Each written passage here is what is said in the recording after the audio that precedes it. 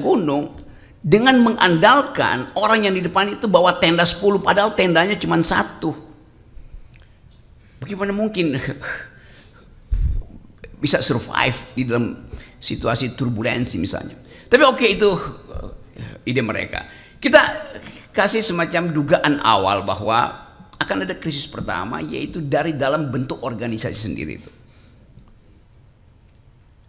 Sementara ini terlihat bahwa ada kepatuhan pada Presiden Prabowo dibawa ke Magelang.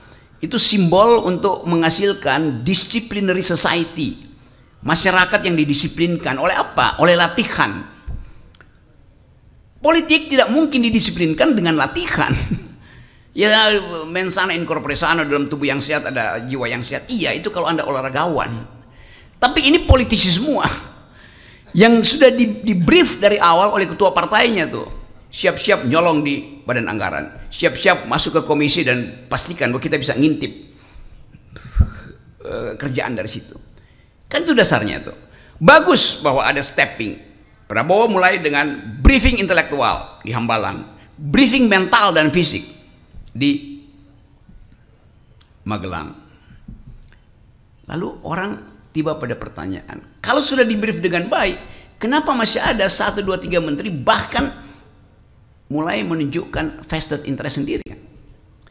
Jadi sekali lagi, poin-poin ini hendak kita dalilkan bahwa kita tahu apa yang terjadi. Tapi apa sekarang pertanyaan ketiga? Batas kemampuan FTA, intervensi, nggak mungkin.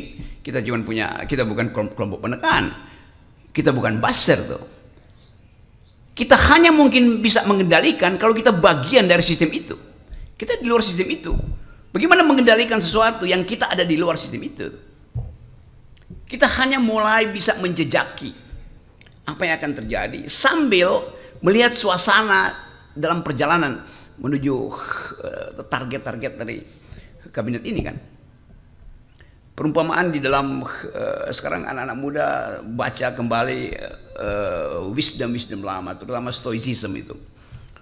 Saya lihat buku-buku anak muda tentang cara bertahan dalam kehidupan, cara menikmati hidup supaya tidak masuk dalam frustrasi.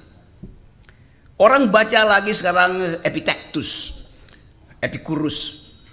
Mereka yang hidup 300-400 tahun sebelum Masehi mengajarkan banyak hal tentang cara bertahan itu. Satu waktu saya pergi ke Vietnam, masuk dalam perbatasan Kampuchea Vietnam itu, lalu bertemu di Museum Ho Chi Minh di Vietnam, apa namanya, Hanoi. Di museum itu, di samping museum Ho Chi Minh ada museum kecil di situ tentang sejarah pemikiran Ho Chi Minh di dalam era pertarungan ideologi dunia. Bayangkan, saya dapat di situ foto seseorang Indonesia namanya Tan Malaka lagi berdebat dengan pemimpin Partai Komunis